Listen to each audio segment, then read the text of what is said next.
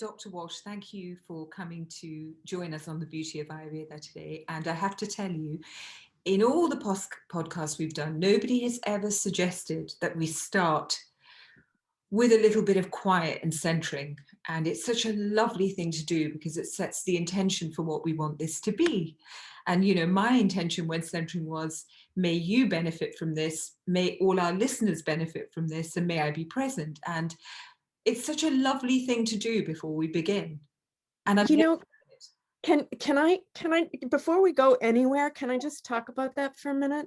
Please. I've entered into the third stage of life, the Vanaprastha stage of life, and I feel like it's not that in the whole second stage of life I was doing things with a conscious.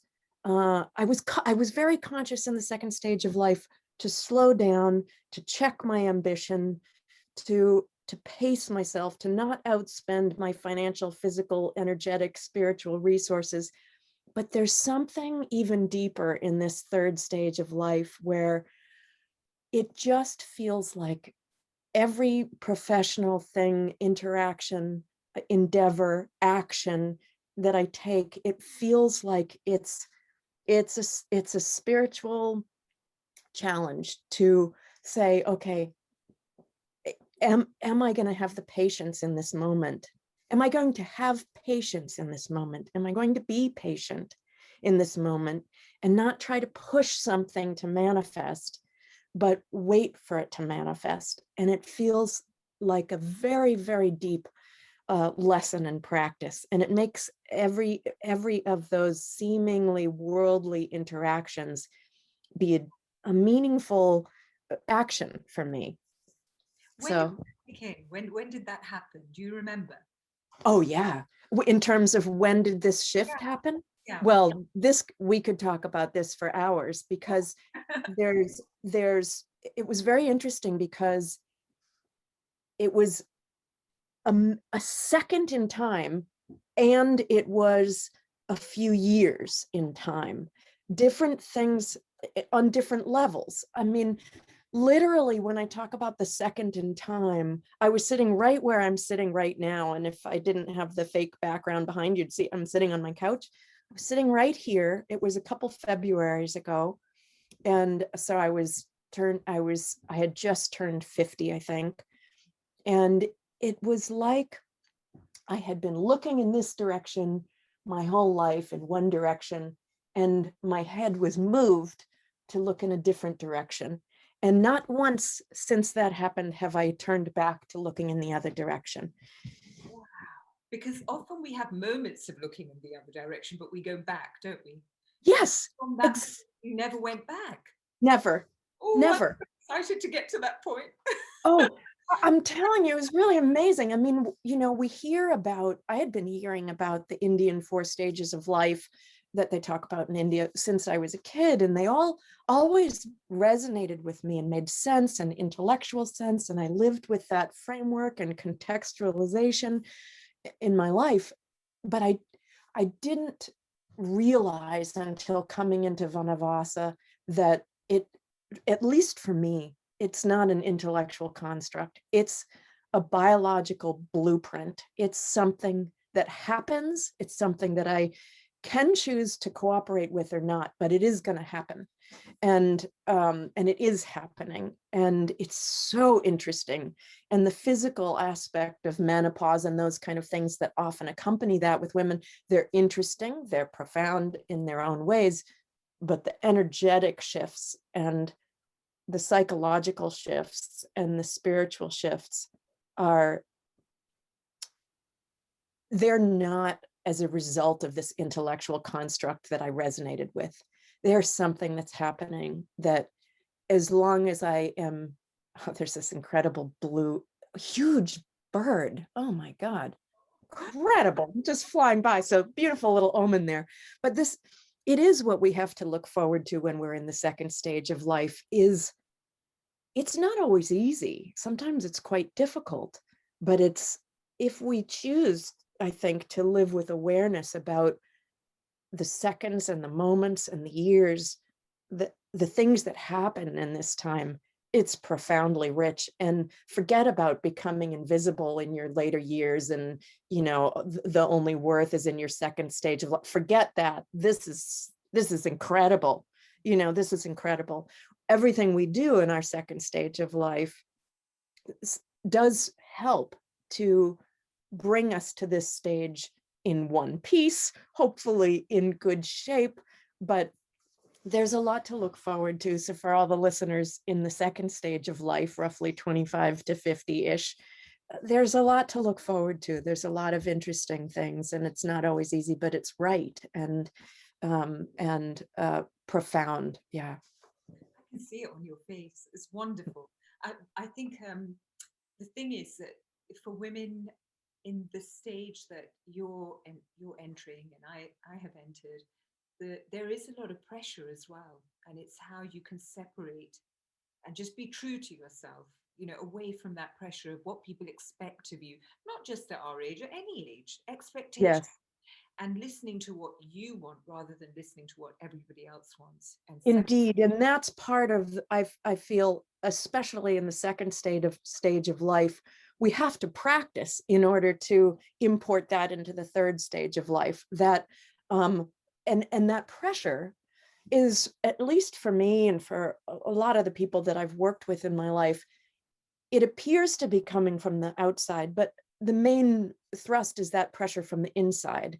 The hidden cameras all over the room, even when we're alone, like, are you being productive enough? Are you being active enough? Are you achieving what you should achieve? You know, this internal pressure and drive and impatience in life for that sprout to become a plant, to become a tree, to become a fruiting body, for the fruit, that all has its own time, and it just that happens. it just happens. And it's, so I think practicing that in the second stage of life, practicing sacrificing ambition at the altar of reality, practicing surrendering to the pace of the body, practicing these things, becoming true to them, becoming as true as we can to our innermost essence, as much as we can touch that, that helps with exactly what you're talking about in the third stage, where, like, what are the expectations? Push them back. What's real? Stay with that. Actually, you say that now. Can I ask you to explain to our audience what those stages are? Sure. So we could talk about this for weeks, right? But in a brief nutshell, in Indian philosophical knowledge systems, the concept of four aims of life and four stages of life are really fundamental concepts that pervade philosophical systems, medical systems, jyotishical systems, the astrology. It really is a common thread that weaves through different Indian arts and sciences, vidyas and kalas. And so it's, the way that I learned it often was connecting these four aims of life with the four stages of life, such that so in the four stages of life, for ease of math, let's consider a lifetime to be roughly 100 years. Each one of those we could break into 25 years. So the first stage of life would be brahmacharya. It would be, and that is connected to to dharma, one of the four aims of life. And we learn in that how to navigate life. It's about education, how to navigate life and the laws of nature with awareness. So it's not learning a dogmatic moral system. It's learning the laws of nature such that, for example, instead of saying, oh, Johnny, you're in the first stage of your life, you shouldn't drink, that's bad. Johnny learns these are the qualities and tastes associated with alcohol. This is what it's likely to do in the body. It's not a good or bad situation. This is what it's going to do in the body. This is how it can be used as medicine. This is how it would be experienced as poison, and so forth. And so it's learning the laws of nature, the things that happen, to be able to make conscious, cooperative choices about how we move through life with the least negative impact and the most positive impact to ourselves and others, right? So discernment, or the rather intellect and discernment kind of phase. Where you're learning, yes, discerning, and knowing how to use the mind for good. yes, and turn on the awareness. So you've got awareness and you've got the discernment, the buddhi. You're trying to awaken and nourish this, and in children. Now, of course, people can get really depressed hearing that, because how many of us really had that education? So I want to just mention there's always hope. We can catch up. We can do this later. And there's ways to support the deficiencies we had um, in utero, in birth, in early childhood, and throughout that first stage, there's ways to catch up on that. But that's ideally. I want to hear how that can be done. All right. So, but let's finish the 4 stages and then we can go back in there. But so that first stage, that's what that's about. The second stage is Grahasta, and in Western cultures especially, and Eastern cultures, I would say too, in modern Eastern cultures these days, because of this Western colonialism, all that stuff we're hearing about these days, that's true. Because of that, this second stage takes great importance in our consciousness, and it's connected with arta, which is stuff. It's stuff that makes us feel secure in who we are and where we are in our lives, right?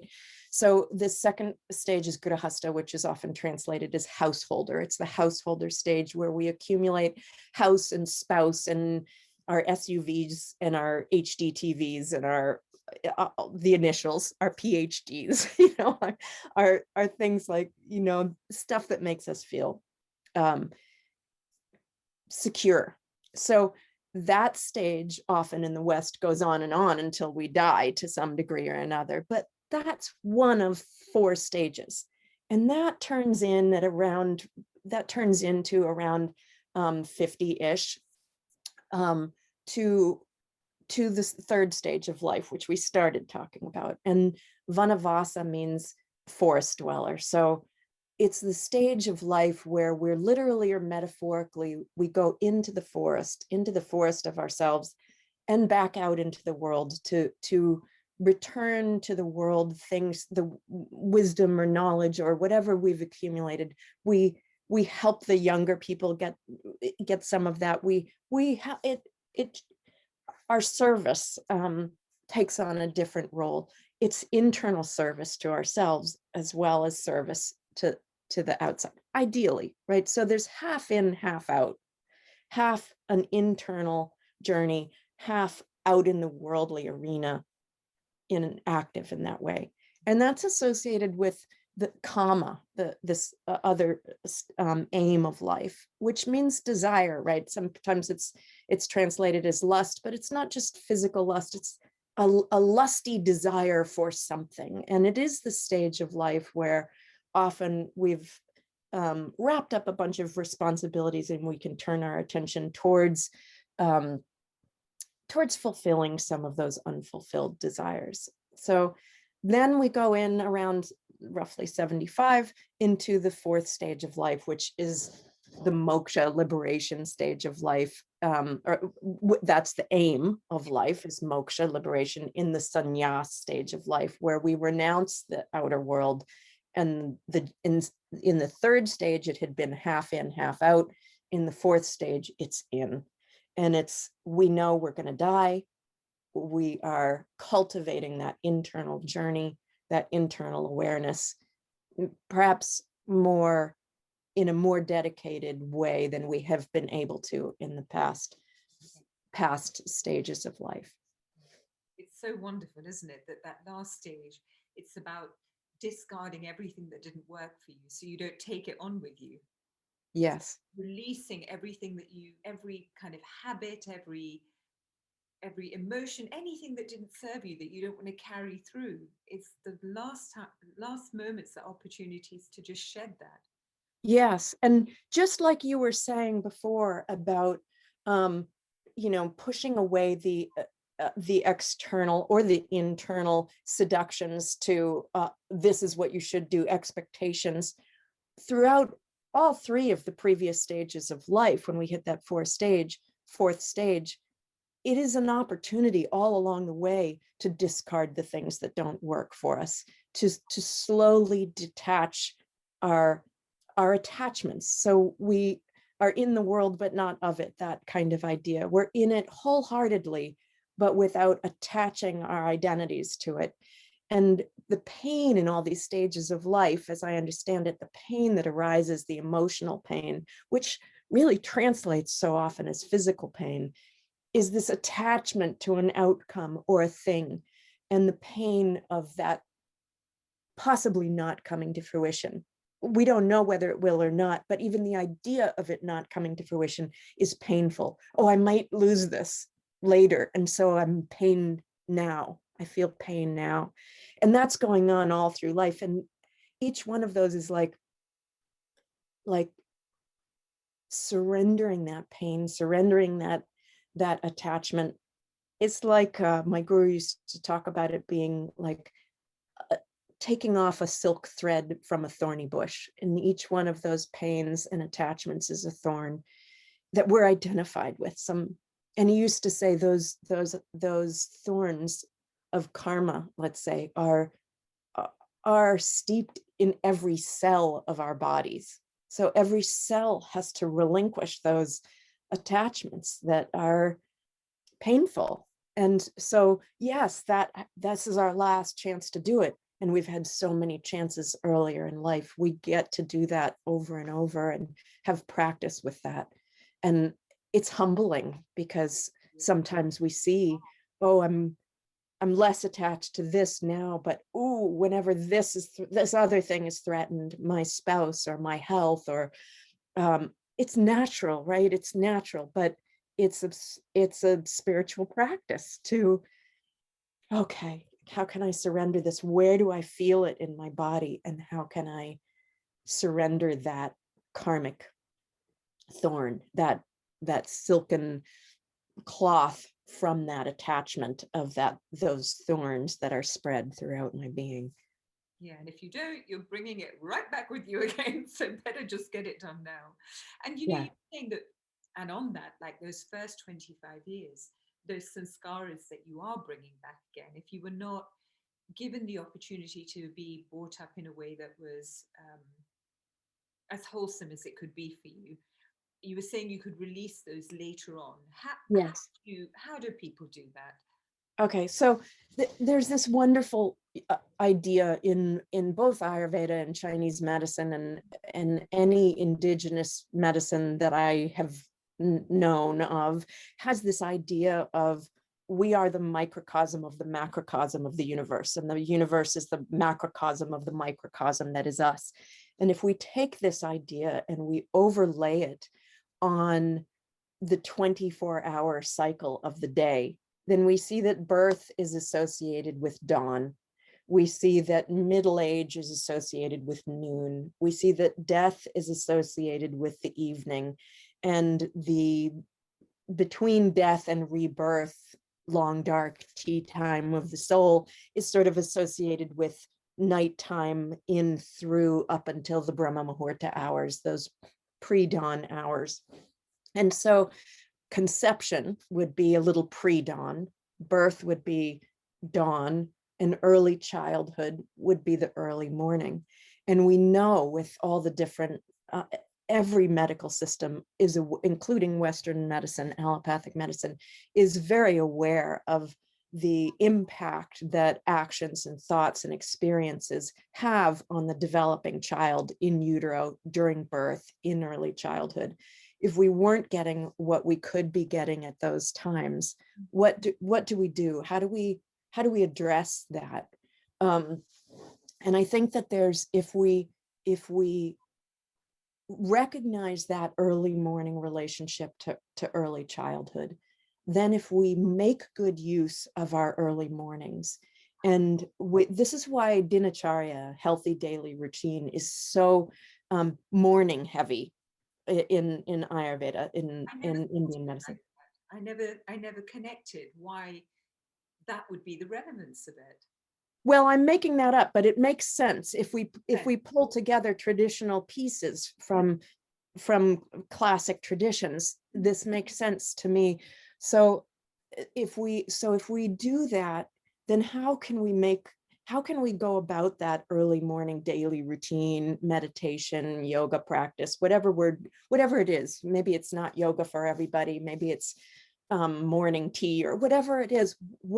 How can we repattern what didn't work, what we didn't get, what was problematic at that time? And I was thinking about this, and my guru used to say to his disciples, whenever he would put us in meditation, he would say, do your meditation lovingly. Don't think of it as a burden. And he said that every time, almost. He said it so much that I stopped hearing it. And then I started hearing it more deeply again later in life. And I was studying hormones and the effect of oxytocin and the nucleus bacillus. And these are two things I'll bring into the conversation briefly, but it made me realize, the saints, whatever they say, has some deep truth in it and some incredible power. And so there's something that he really meant to convey in those words. And for me, what the life that's and meaning that's taken on is, if we go through our morning routine as a checking off the to-do list, that has an effect, but maybe not as powerful a repatterning effect as we would like if we had early childhood trauma or deficiencies. So if we want to, first of all, soothe away the impressions that were negative at that time and replace them with positive impressions, how do we do that? It's like in early childhood that all the impressions we receive in early childhood are like imprints in wet cement. And so they're there. And then around puberty, there's this part of the brain called the nucleus bacillus that allows for new neural pathways to be made. In early childhood up through puberty, that's on 24/7, which means that everything we see, hear, taste, touch, smell, everything is creating a new neural pathway. At puberty, that goes up, that turns off. And the pathways that are most used are preserved, and the other ones are pruned away. So it's like at that point, the cement hardens and the imprints that we have been exposed to are there. What if they're not the imprints that serve us well and serve those around us well? Maybe we have a tendency towards insecurity, towards anxiety, towards attachment, towards overbearing activity, something like that, or abandonment, all these kinds of things. So if that happened, how do we re-soften the cement and create a new pattern, is the question that comes up. And so there's a couple things we can do. One is we can, and I'm just bringing Western terminology in to describe a reality that happens. This is one way of describing a reality, or a way to look at reality. So what we've heard of oxytocin. Oxytocin is sometimes called the love hormone or the cuddle hormone. It's a hormone people associate it with sex. That's a sort of a mistake. It does happen with sex, but not with rape, right? So it's not about sex, it's about connection. So it can happen with connection, you and me feeling a connection, you and your beautiful dog there feeling a connection, right? Me connecting with a flower, connecting with each other over a cup of tea. It's not a lust, it's a connection. And that increases oxytocin. And what oxytocin does is allow the matrix in which these neural pathways are laid down to become malleable again.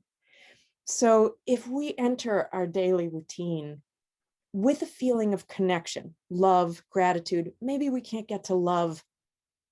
Maybe that feels too abstract. We wake up like, oh God, another day, and we can't find love. Maybe we can't connect to gratitude for the big things. Find some little thing to be grateful for, like, oh, what a wonderful cup of tea, or I love this mug. Doesn't matter if it's a small thing. that creates oxytocin. It increases oxytocin in the body, the same as love. So does it do that even if you're saying it, but internally you're not feeling it? you have to find something to feel it. Feel it for. Okay. It can't, you have to find something, but some little thing. Okay. Find some little thing, because sometimes the big things are too vague, too vast, too abstract. So like, oh, I'm having a good hair day today, which I don't know if I am, but find some little thing to be grateful for. Yeah. Or, oh, I'm grateful to be sitting here without pain, or I'm grateful for something that somebody said, or some little thing to increase that sense of receptivity and increase the oxytocin, increase the soften that cement to allow new impressions, right? Then we mentioned, right, that the nucleus bacillus turns off at puberty. We want to turn that back on so that we have the ability to create a new impression, a new neural pathway. How do we do that after it's turned off at puberty? One very easy way to do it is focus. So you engage focus. So you've gotten into a receptive stage, you focus, whether it's on a mantra or a flame or a thought or a plant or the scene outdoors or water or something. Focus. And that allows for creation of a new pathway. And in that moment, the pathway is what? It's tranquility. It's contentment.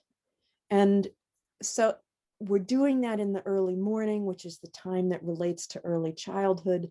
It brings us contentment. All of those things bring down cortisol and adrenaline, which age us faster, which increase anxiety, which take away our inner and outer sense of beauty, right? So it's powerful. It's powerful. It changes our chemistry first thing in the morning, changes our outlook first thing in the morning, which changes our day.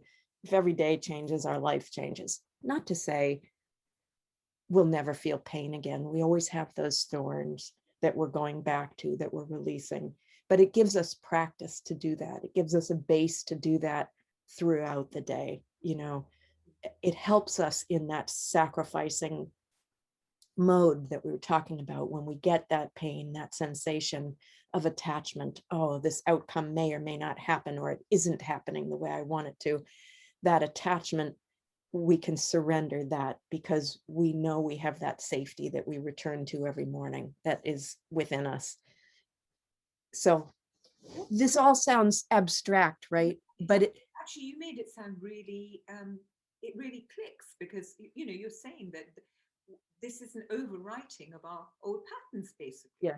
So what a wonderful, if anybody needs an incentive, then that's a very good incentive. So somebody actually asked the question to ask you, they really struggle to get up early to do their morning rituals. What do they do? Like, how early ideally, is it before sunrise? And if they can't do that, then... Right. It's a really good question, because let's talk about the ideal and the real. Yes. Because the ideal is, yes, get up before sunrise. That's a magical time for a bunch of reasons, including what we just talked about. It goes into this deep conception, development mode, right? And connects us to that. And all the saints have talked about the value of that time. However, so many of us have spent so long overspending our resources, our energetic resources, our physical, financial, etc. And we are spent. We are so tired. We need to lie on the couch for 6 months. That would be the best medicine. Please, please, all good powers that be, let people lie on the couch when they need to. You know, you don't have to have a lot of money to do that. Just do it sometimes. Because people feel guilty about that, don't they? They feel I know. About it's what I've done all day. But yeah, that's a doing too, isn't it? It's a being. It's a being. And, you know, on my website, there's a course, Women's Health and Hormones, Part 1. That's the whole course talks about the biology of that shame that we feel around not doing anything, and all of that kind of stuff is in there, and what that does to our chemistry and how that affects us.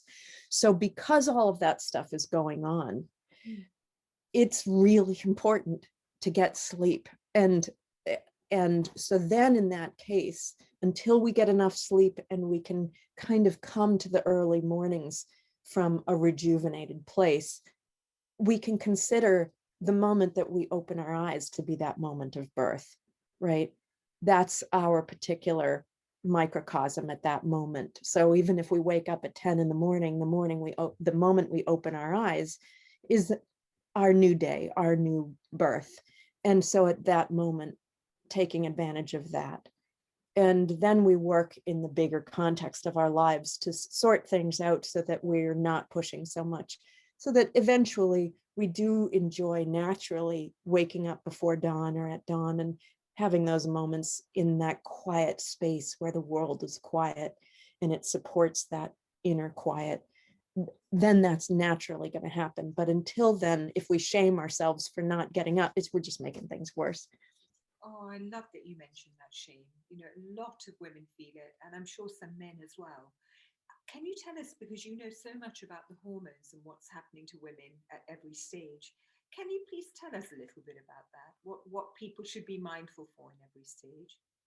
Well, that's a big thing. And I see that we're out of time. And rather than trying to fit all of that in, You come back. please do Love you. take that course that's online. I'll send you the link for that.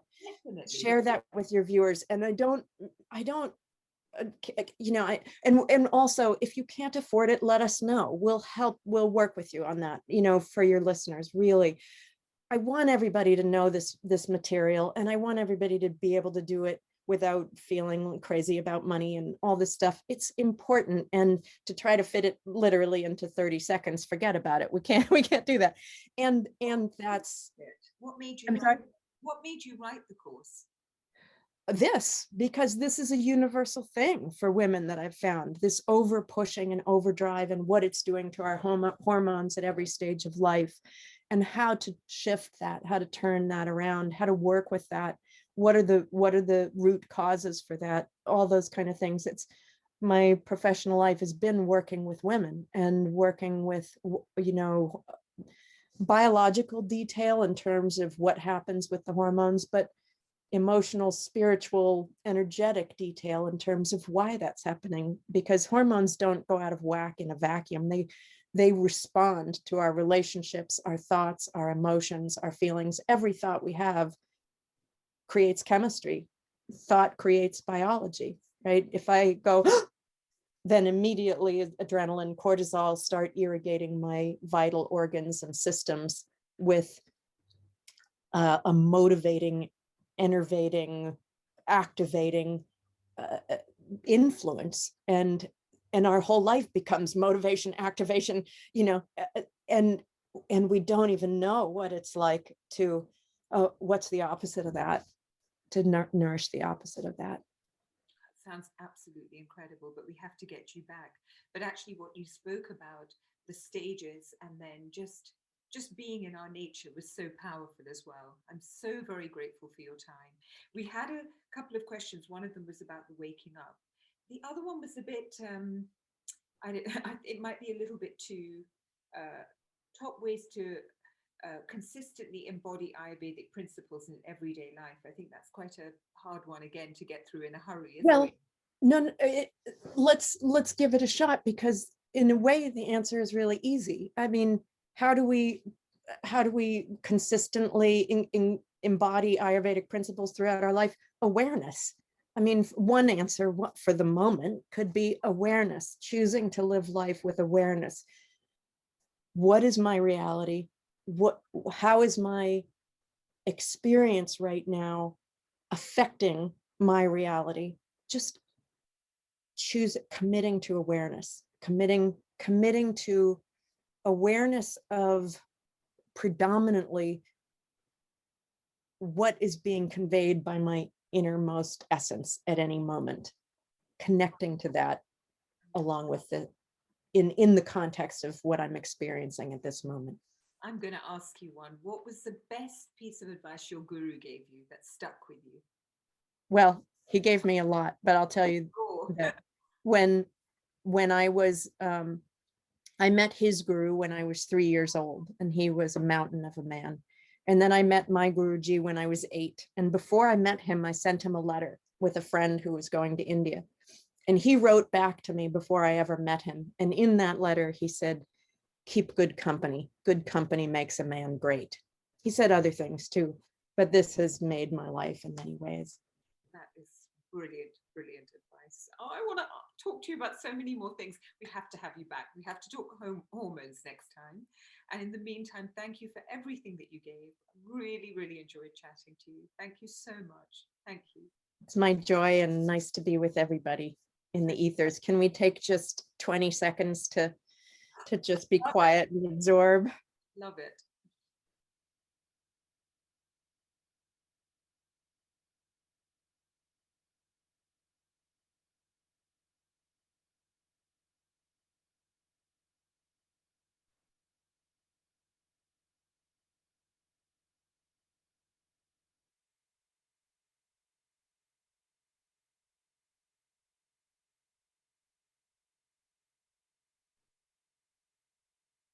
Thank you so much.